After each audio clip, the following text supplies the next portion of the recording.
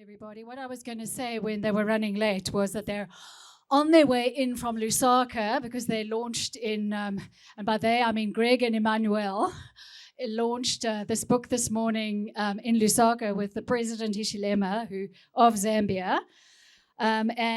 What he said was the essence of success is more than a chronicle of achievement. It is a call to action. It challenges leaders to focus on deliverables rather than duration. For indeed, work should not be defined by hours, but by results and deliverables. This is a vital message for Zambia's ongoing reform journey, where accountability, efficiency, and measurable progress remain central to national transformation.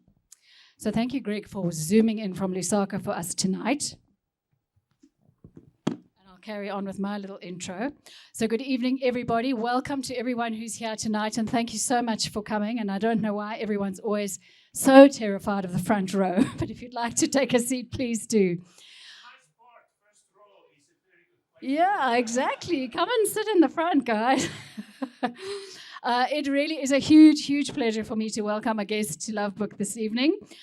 Greg Mills, Emanuele Pirro, Mark Burke, and in a video message just now, Tendai BT.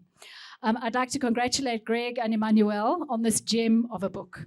It is absolutely not a pop-up psychology book full of easy advice on how to make the best of yourself.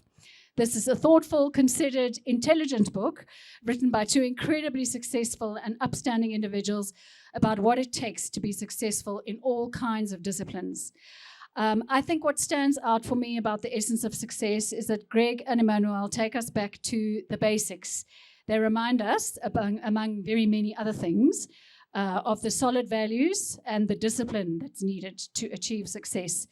And in a world obsessed with quick fixes and superficial values, I think that this holds enormous currency, and I really hope that a lot of people pick this book up and read it. So thank you, Greg. Thank you, Emanuele, and congratulations. Thank you for being at Love Books tonight in what I know is an incredibly and high-profile schedule. It's lovely to have you here. I'm going to just tell you a little bit about Greg and Emanuele. It's very difficult to keep that short because they're both very high achievers. Yes, and it's very long because they're so old. Greg Mills was for 20 years the founding director of the Johannesburg-based Brenthurst Foundation, which was established in 2005 to strengthen African economic performance. He has directed numerous reform projects with African heads of government and served 4 deployments to the International Security Force in Afghanistan as the advisor to the commander. He is a regular contributor to international journals and newspapers and the author of several best-selling books. I'm not even sure what number this is. Greg, do you know? No, he doesn't know either. He has participated in motorsport internationally, achieving podium positions in several 24-hour races, and is the president of the Western Province Motor Club. And I'm assuming it's through this interest that he met Emanuele. Emanuele Pirro is a 5-time winner of the 24-hour Le Mans endurance race and a member of various bodies within motorsport's global governing body, the FIA. He's raced in Formula One, touring cars, and in endurance races. He finished on the podium at Le Mans a record 9 times consecutively between 1999 and 2007. He headed McLaren's Young Talent Program and is currently president of the Grand Prix Drivers Club. Both Emanuele and Greg are members of GMA, a leading international advisory service bringing together a combined 200 years of professional experience in government affairs, policy advice, communications, sporting excellence, creative arts, and a lot of other things. Also speaking on the panel tonight is Mark Burke. Mark, we welcome you to Love Books. He is the spokesperson on finance for the DA. And he has a PhD from Cambridge, and I'm sure he has a whole lot of other things as well. But I don't have them in front of me. But welcome. Lovely to have you here. Before I hand over to Greg, who's going to run the discussion tonight, I would just like to thank Bruce Jack for providing the wine tonight. Thank you.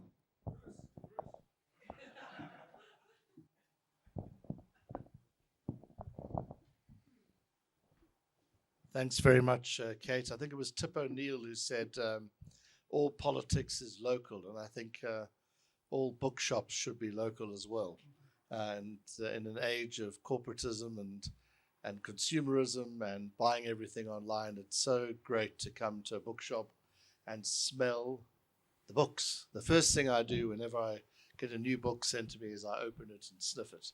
It sounds slightly perverse, but it's a fantastic feeling as an author, and you smell that very much in this wonderful hidey hole. The first time I tried the smell of your own book, it's a nice smell. So. As Kate has said, this is a book of two people who've had very different careers. We met each other through motorsport, so that's correct. And we participated in several events together in the same team. And it was during one of those last year in September when we were having a terrible race meeting, not because we weren't enjoying ourselves, but terrible in terms of the car was breaking down every 5 minutes. Every time we looked at it, something else fell off. And I had quite severely damaged my knee in a bicycling accident the week before. Not a good idea to go cycling down a difficult path a week before a big motorsport event. But anyway, I did that. And I couldn't basically operate at all. And I was sitting there with my leg up and an ice pack on my leg. And I said to Emanuele, what do you think are the elements of success that have defined your career? And one thing led to another and led to a book. And 260 interviews later, here we are. Many of the interviews conducted together, a lot of them while I was stationary with a now recently operated on leg, which accelerated the book process. So it really has been 12 months, or 9 months actually, to virtual completion and then the printing, which is something I think of a record, but it's also a record because it was such an enjoyable experience. You find a co-author that you want to work with, that you enjoy working with, you respect their opinions, they push you along, they're not easily bullied, and I have a tendency to do that in authorship, is to bully my co-authors, not physically or intimidating them anyway, just as my view and take it or leave it. Emanuele was very firm and diplomatic in redirecting me. And it became a very enjoyable and thus quite rapid experience in the process. And I also learned many things. As one's career changes, my career has really been in 3 parts. I came back to South Africa in 1990, like many people did. I was based in the UK. And I had a job teaching at UCT and UWC for 4 years. And then I came to the Institute of International Affairs. That was my real first proper job. And I was there for 12 years. And I learned a great deal. If I'd known how to read a balance sheet when I first moved to Johannesburg, I would never have joined the Institute because it was basically bankrupt. But I quickly learned how to read a balance sheet, and also quickly learned how to ask for money, which is something my parents had taught me never to do. So that was part of a learning experience. And then 20 years at Brenthurst with the Oppenheimers was a tremendous learning experience because we never stood still. We were always looking for better ways to advise governments that asked us for advice. We never touted for business. They came to us. They always wrote letters of request, and we responded if we felt we could make a difference. And that methodology changed over time. In the beginning, it was about embedded support. Lyle White was part of one of the early missions of embedded support in Rwanda, which was, I think, successful in terms of its output, but it also taught me that values were very important. It's no good, advising and then achieving performance legitimacy in terms of your advice, and you have no real common sort of touch points with the regime, which certainly was the case with the Rwandese. I was sympathetic, but not to what the government was doing to its own people, and particularly in the Eastern Congo. We then moved over to a public-private partnership model. I tried the embedded support model also in Afghanistan with varying success, with actually terrible results in the first deployment, much better in the second 2, not so good in the fourth one. In the 2 and 3, not so good in the fourth one, because by then it was already turning bad, and the longer they stayed, the bigger the problems were going to be. And by the last assignment, which was the last 6 months with President Ghani in his palace in the Arg in Kabul, obviously things went very badly wrong. And I was a kind of lone voice in trying to find means to make peace with the Pakistanis. But by then it was too little, too late.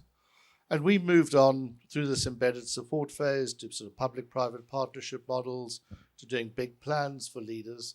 And it's through doing one of those big plans I got to know Zambia, which I already had knowledge of quite well. That worked for a time in places like Ghana. And then we moved on to fixing more specific problems. And so I have an advisory role in the government in Zambia. I've known President HH for more than 20 years. And that's just a segue of saying the common thread for me as an academic has always been about what states do. How do states respond? Can they do things differently? Why do they fail? How do they recover? Asking myself these questions over and over again. Can outsiders make a difference? And the books I've written have reflected these different dimensions. And the research has always been fieldwork based. It's been actually interviewing people on the ground. But as I've got older, probably a little wiser, although my wife would dispute this, I've learned that actually the common thread to success is not looking at what governments or rather amorphous and abstract phenomena do. It's what people do.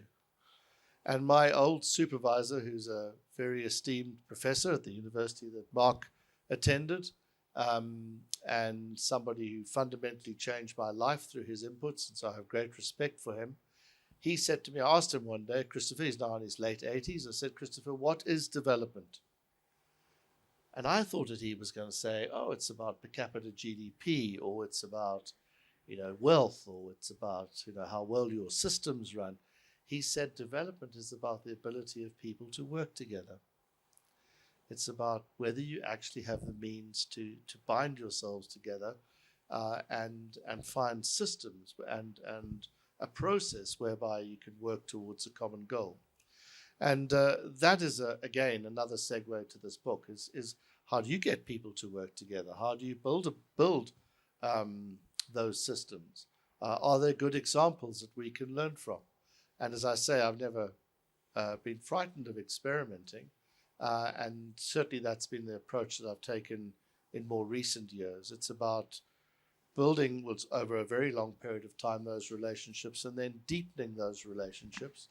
And I've learned that in particular from people like Olusegun Obasanjo, who I worked with for nearly 15 years, very closely. I mean, literally traveling constantly together about getting a reform process up and running, widening and deepening all the time. Quite simple stuff. And it's because of that I went to, this book is really not about best practice of states, that amorphous entity, or best practice of governments. It's about better or best practice of people.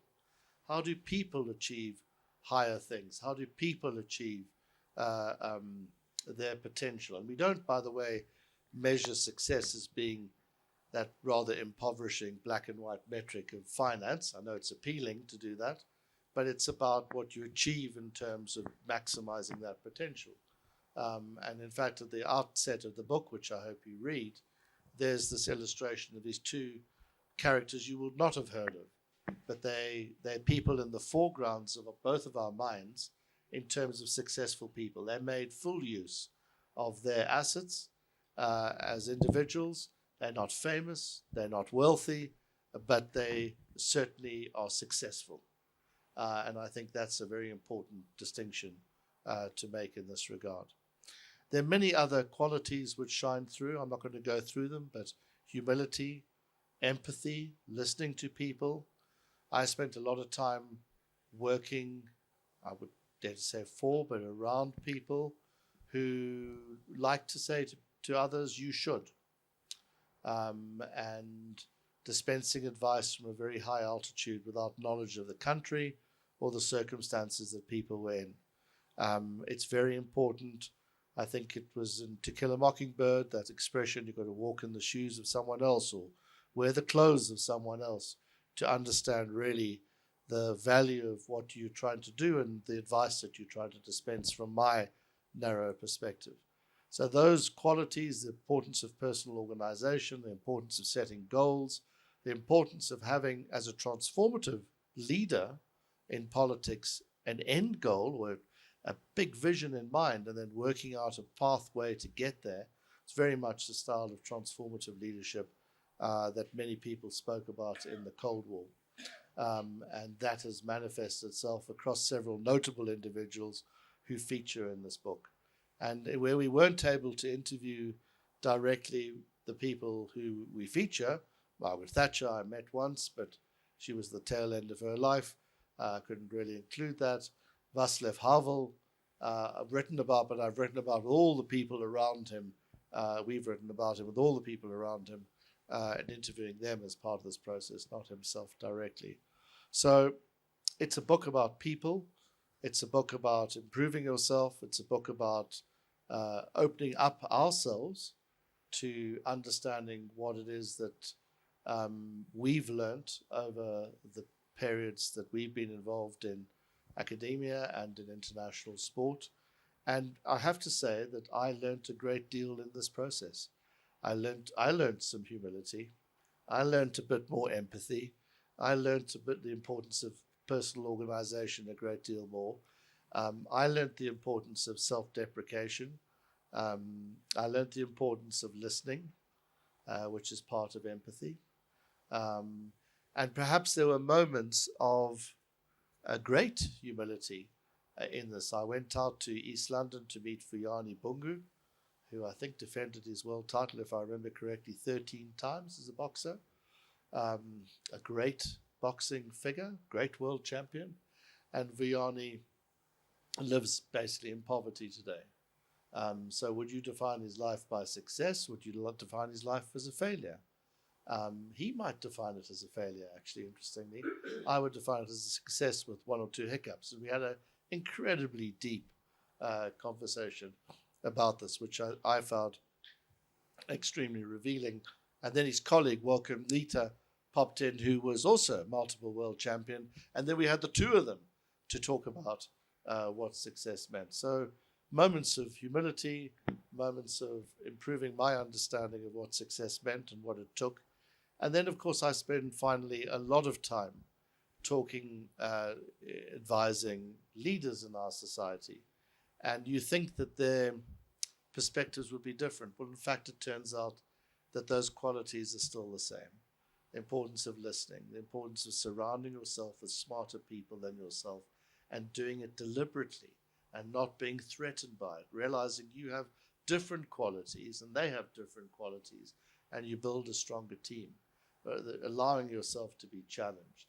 And I learned a lot from my time in Afghanistan about how the military can bully, I think, people into a particular way of thinking, and the importance of having a good group around you who can push back, who can come up with a counter argument to try and improve matters.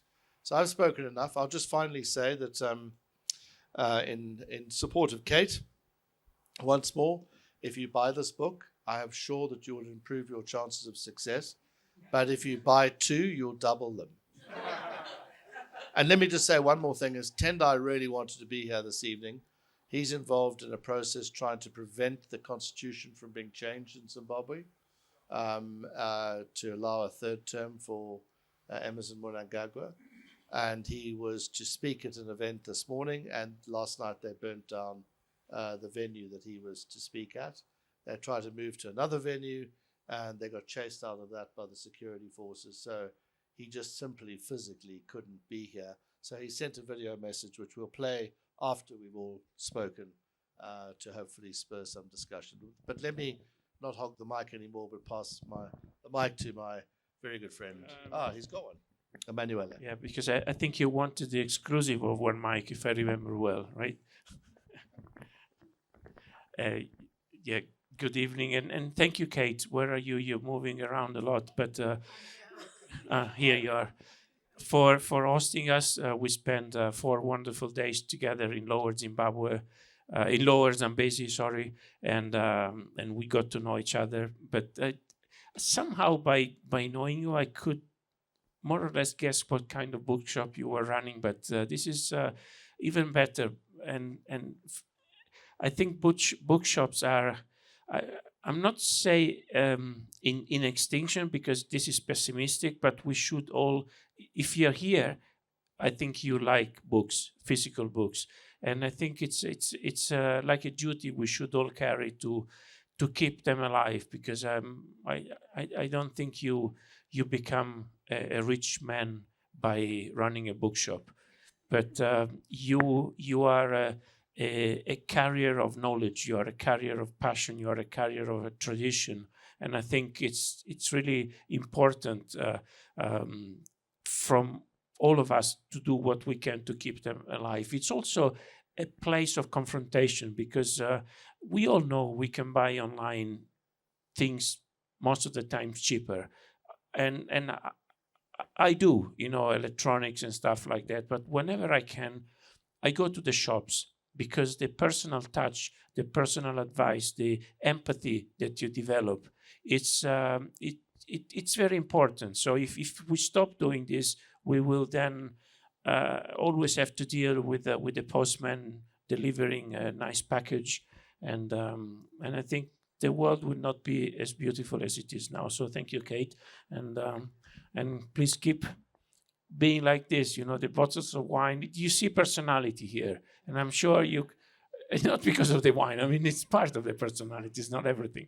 But when you come here and you ask for an advice, it's good to have somebody who is competent.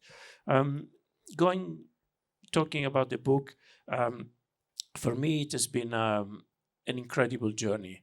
And of course, the idea of the book came from Greg.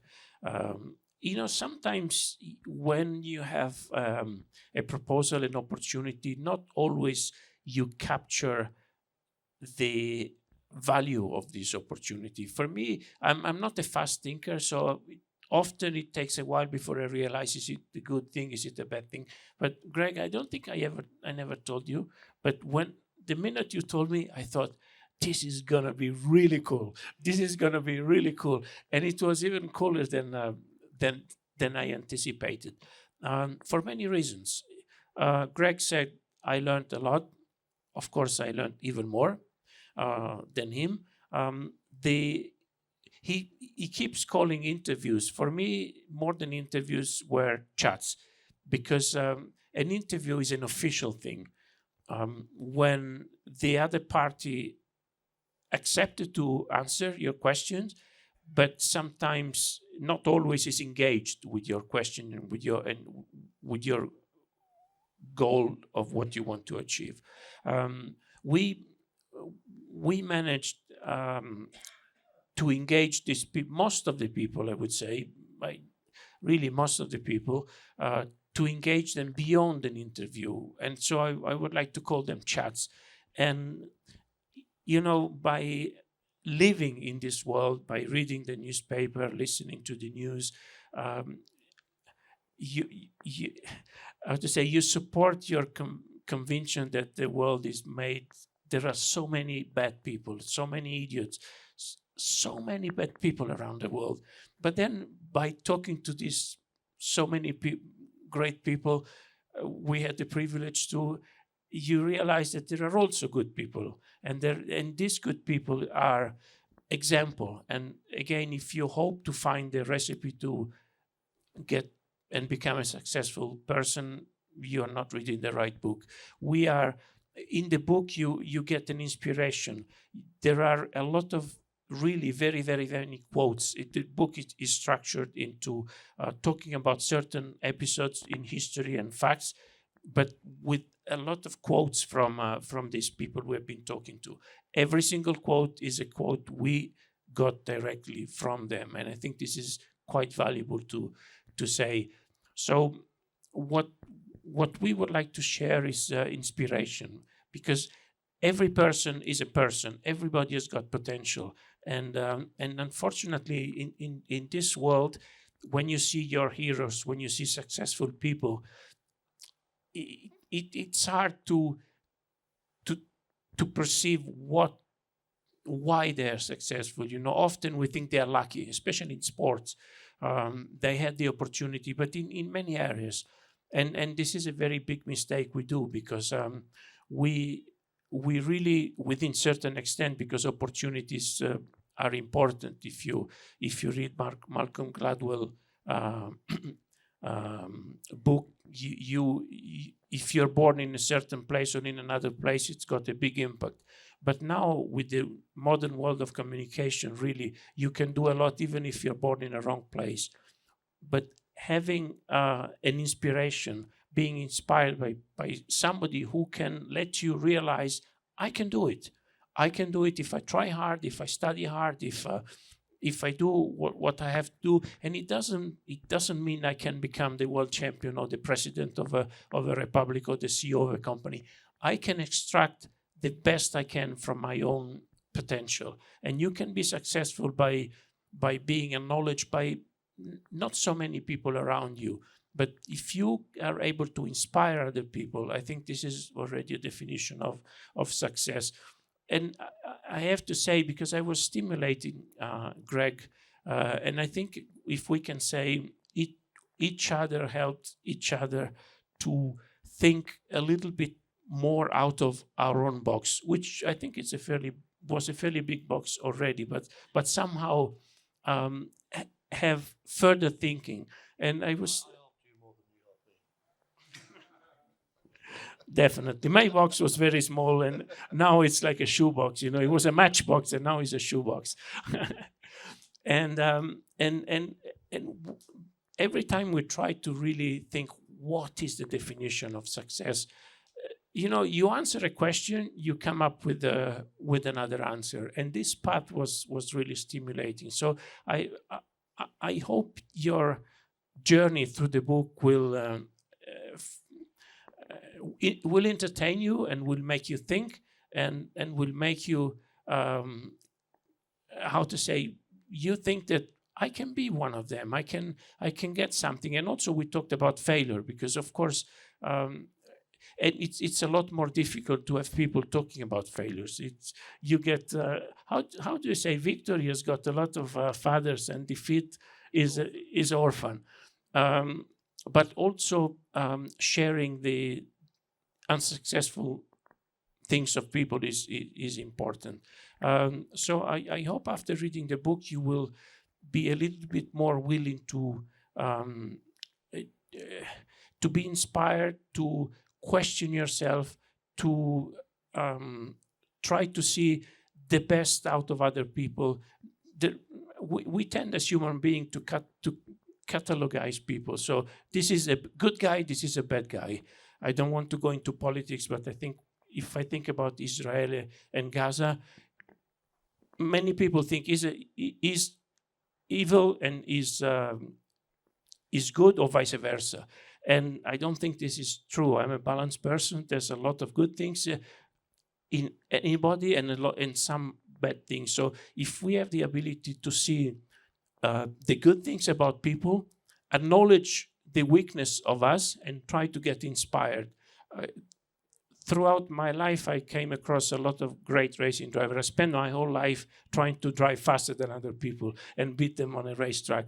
But then, of course, sport, at the end of the day, what happens in sport happens in life, in any sport. Actually, in sport, sometimes you have a quicker response to your effort because you have a competition. In other fields in life, especially business, sometimes you see the result of your effort long term, which makes more difficult to trim and to improve.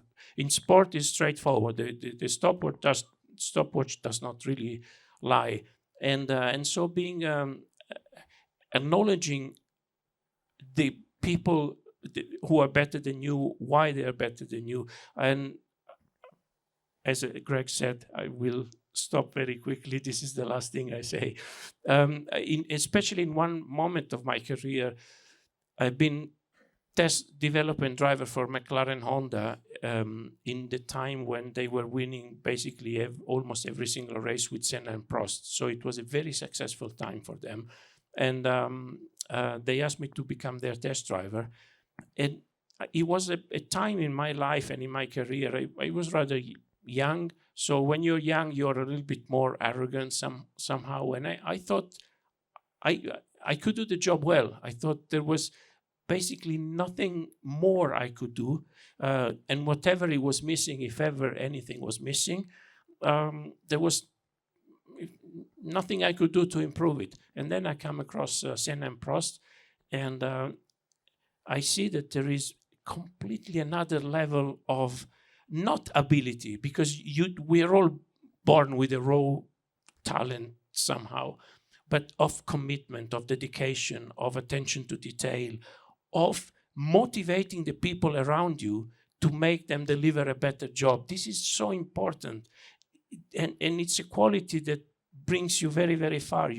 Inspire and motivate the people. Motorsport is not an individual sport. It's a team sport, much more than people think. It's a we, it's not me. So they were doing a number of things with so much more effort than me. And after I've been there 4 years, it really made me become a better athlete and a better man. And since this moment, it was almost an eye-opening for me. I put my arrogance, which wasn't that much, but it was some arrogance, in a drawer. And I said, this applies in any field. And I started to look at people with another eye and trying to capture what the people had and to always look at the good side of them. And so I really hope the book will help you look at life in this way. And yes, as promised, this was my last sentence. So I thank you for listening, and I wish you good reading. Again, Kate, thank you so much. And I think I leave you the floor to you. Thank you.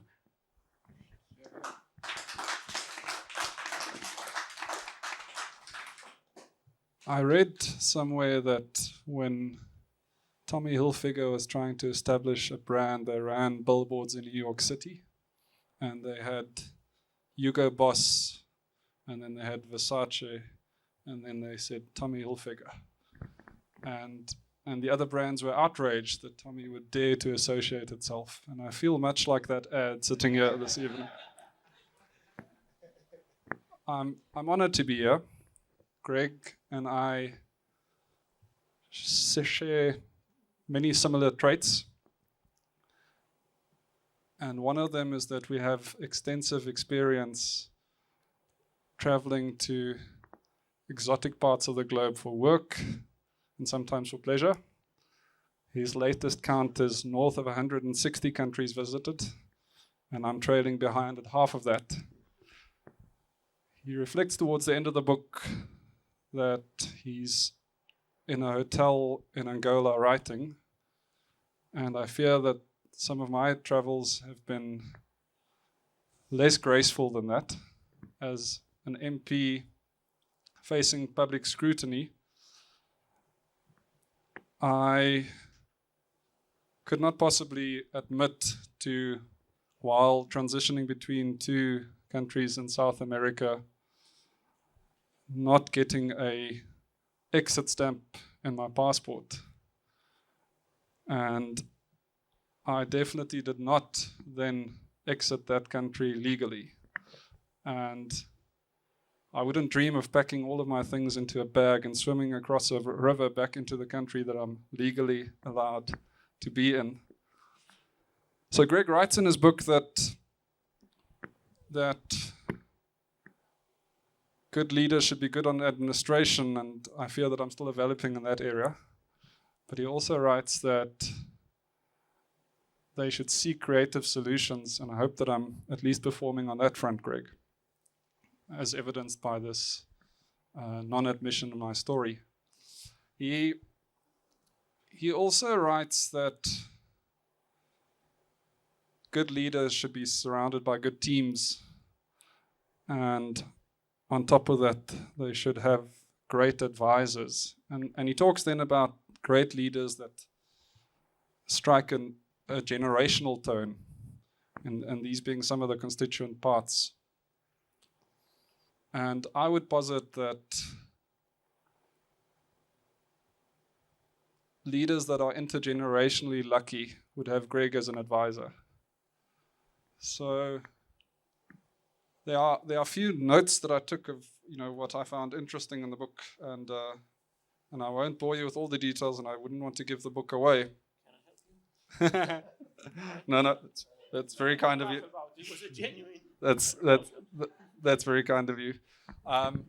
Even as I say that people would be intergenerationally lucky, as our federal leader now does have Greg as his strategic advisor, I'm also conscious that the only thing denser and packed with more insight than a Greg Mills book is a Greg Mills Rolodex.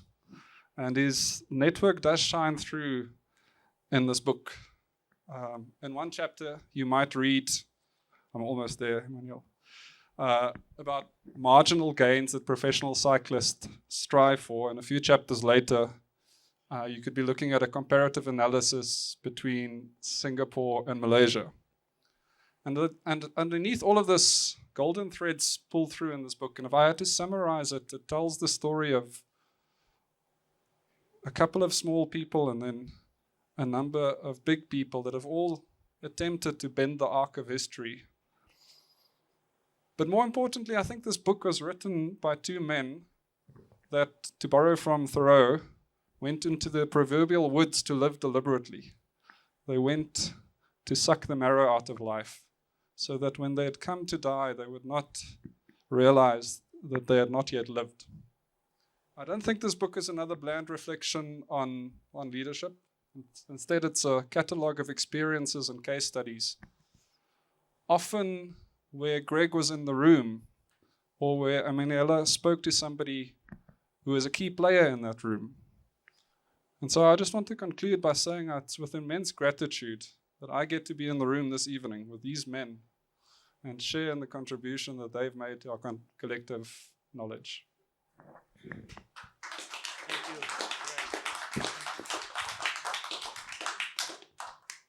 Learn something from a politician who's short and sweet.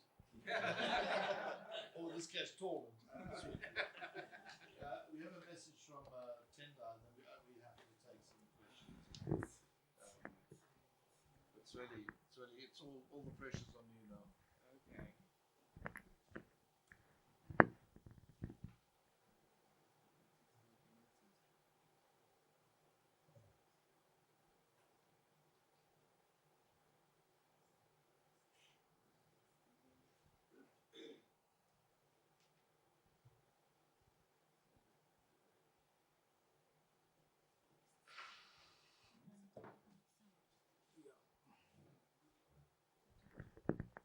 Greg, can I say that Janet was playing a big role in organizing the cable connection by remote, what to do, what not to do, and can I, maybe if this works, it's also thanks to your contribution. And William from Spain. Yeah, okay. Good evening, friends. My name is Tendai Biti from Zimbabwe. I'm sorry that I can't be with you this evening. I was supposed to speak at this important book launch, but as you know, there are developments here in Zimbabwe with the regime trying to push constitutional amendments that will extend Mr. Mnangagwa's term of office. So that tied me up. But the events in Zimbabwe today, where a president seeks to extend a term of office, is very relevant to this book, this important book on success. It's a reflection of failure that a leader thinks that he or she has the monopoly of power. He or she has the monopoly to develop his country. He or she privatizes the development democratic trajectory.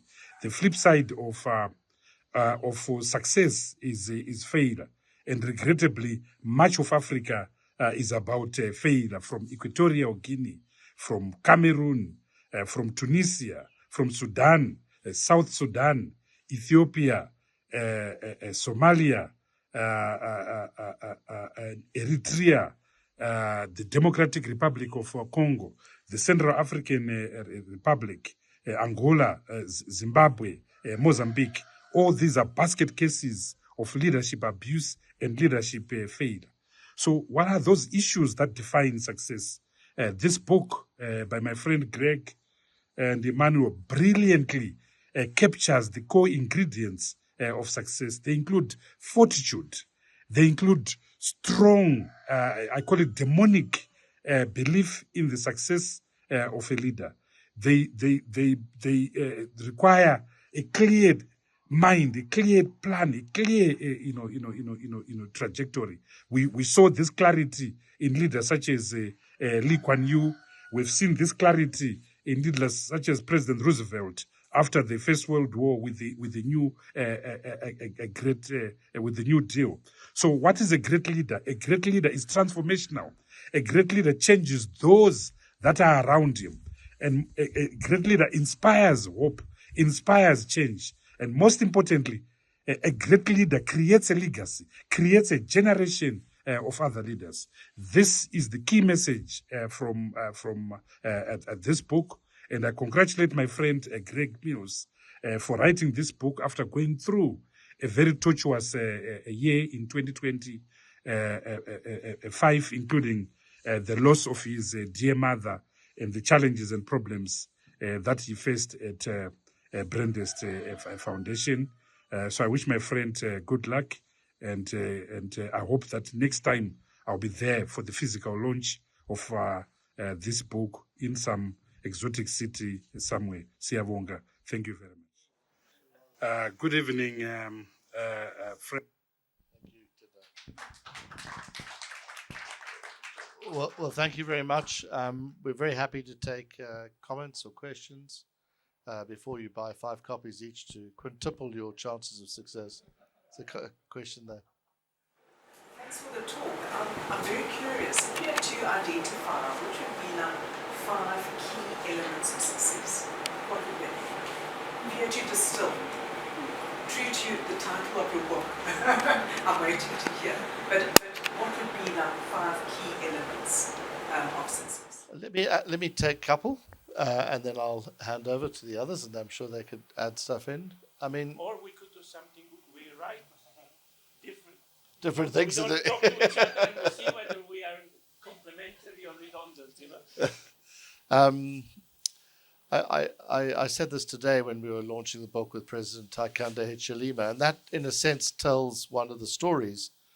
So I met HH when he was a businessman, and he was a friend of a friend, and I phoned him up, of course, as I want to do, and said, "Would you like to have a cup of coffee?" And we met at the hotel, interestingly enough, where we had the launch.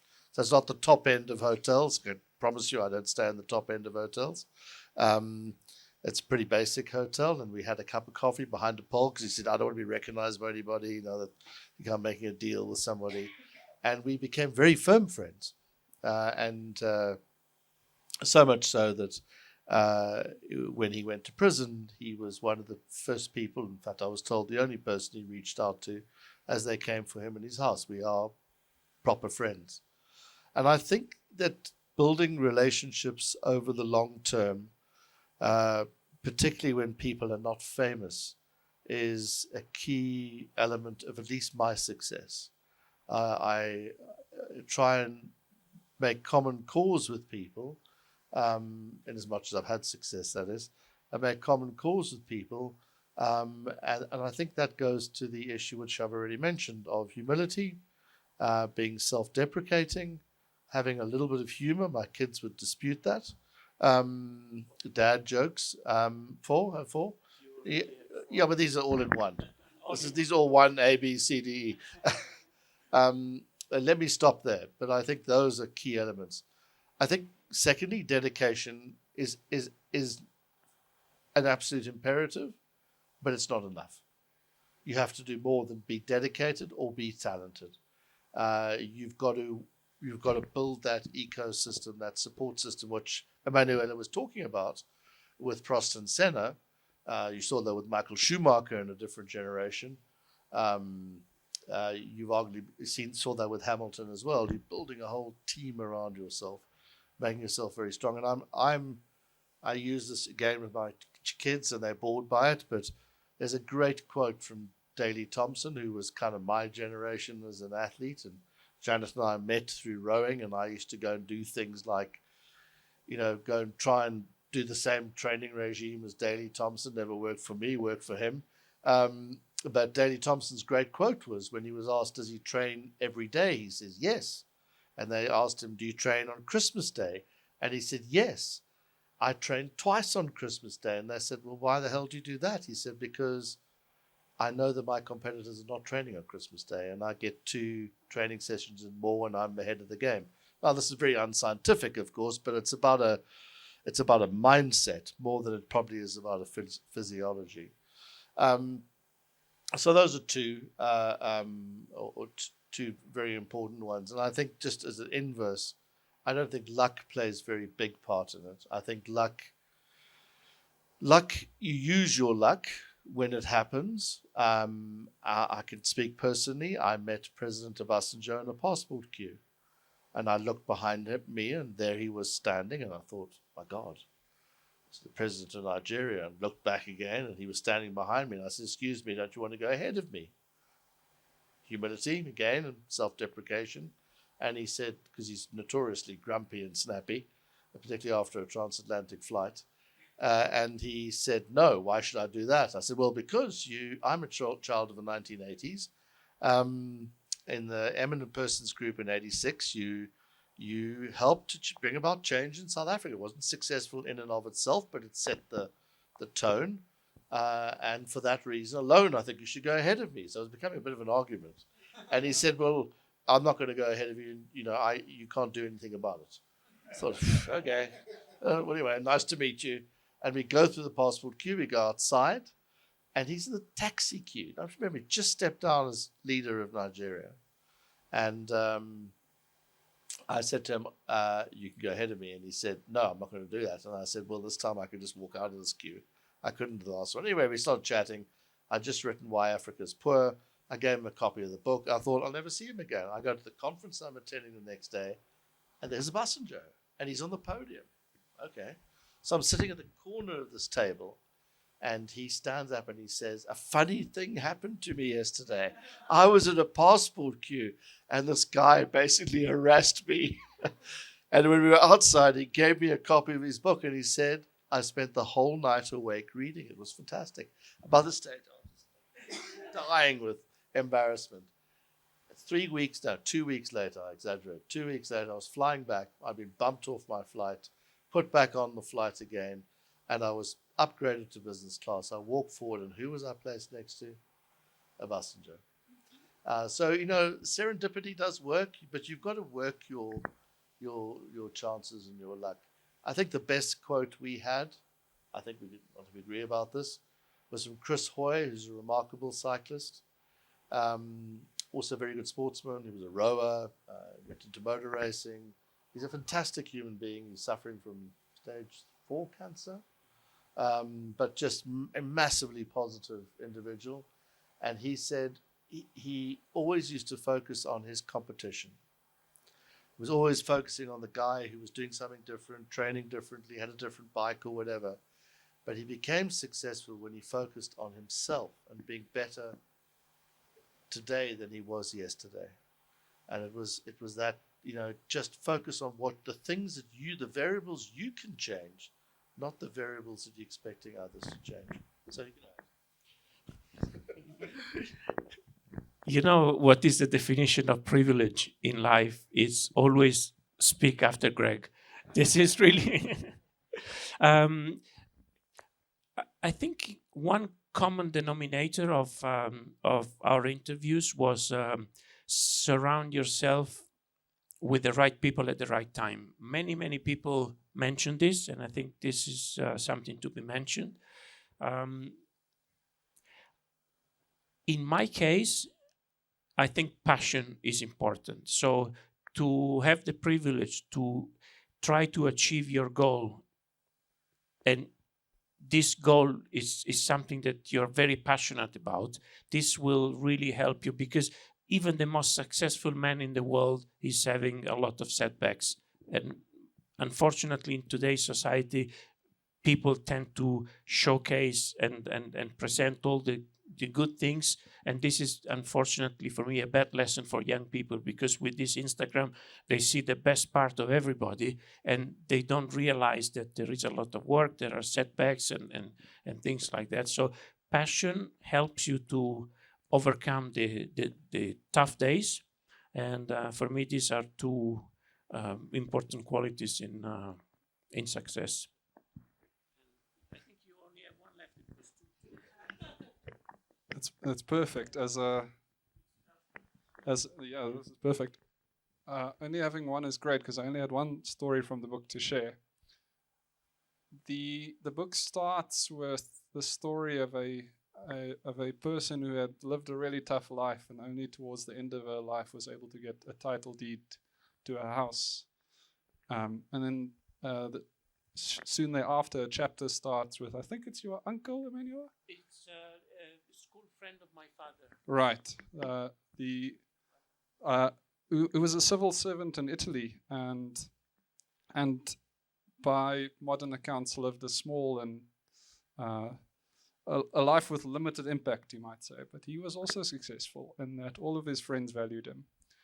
And actually, throughout the book, there are many examples that are interesting. But I think for me, a takeaway was that success is defined according to what is unique to you. And one person's success, you might say John F. Kennedy was very successful in certain ways, and in other ways not. And then I had the privilege, I've known Greg for a while now, but I haven't known Emanuele, and I had the privilege of engaging with him last week, and what I encountered was a humble man that was willing to listen as much as he was willing to share. And that in itself is, I think, the result of a life lived in humility and a success.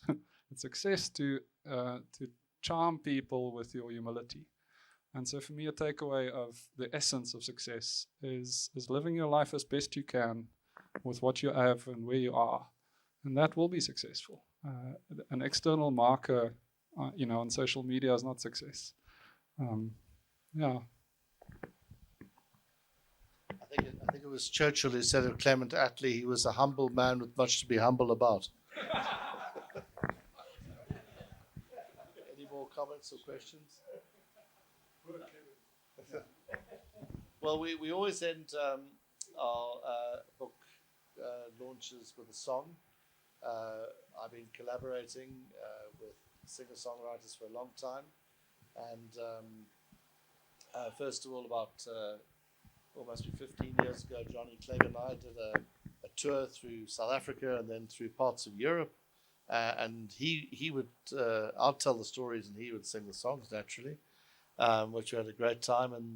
And then Robin had the misfortune to encounter me in we could do it up there, I think. You can come here. Yeah, we could do it up. The floor. Do it up there. It's easier. From the stage. Yeah. And in a bar, of course, he was playing, and then I went and told him how I thought he should be playing. And he was very gracious in ignoring me. And we've collaborated on a dozen songs, including about 4 now with Bobby Wine, 4 or 5 with Bobby Wine, which, of course, with Bobby's massive social media influence, I know it has no bearing, but they get sort of 25 million views on YouTube, which is extraordinary. But Robin is a gem of a singer-songwriter because he does it for to go back to what Emanuele says, the passion, the thing that drives him. He's had numerous number one hits across a 4-decade-long career. Some of you are old enough will remember All of Women, which was a smash hit. And he had 2 number ones last year. No, sorry, number 1 and number 3. You see, there's the humility thing as well. But there's never undimmed in his enthusiasm for singing, even with klutzes such as myself. So we have a tradition of writing the songs around the book. So listen to the words. They're relevant to the book. And we hope you enjoy it as a finale.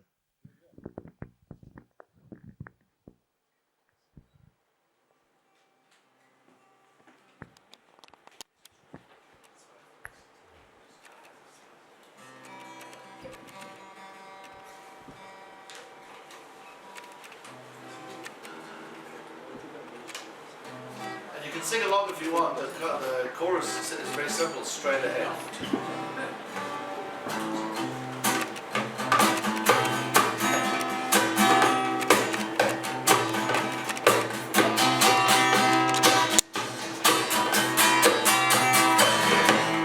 Don't be afraid to ask for help.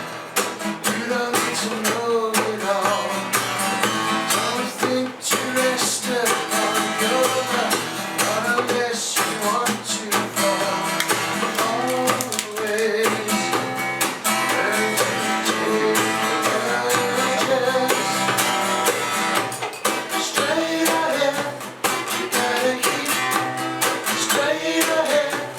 You gotta keep straight ahead. The essence of the thread is in your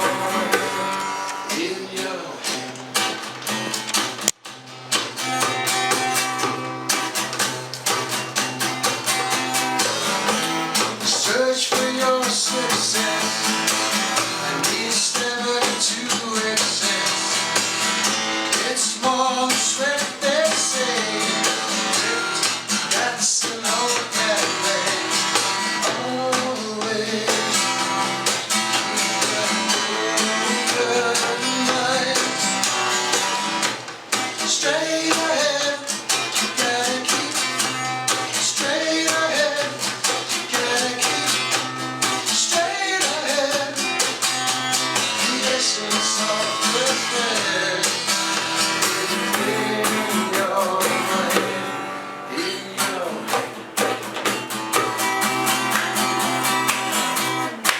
Come on, everyone, wake up a bit.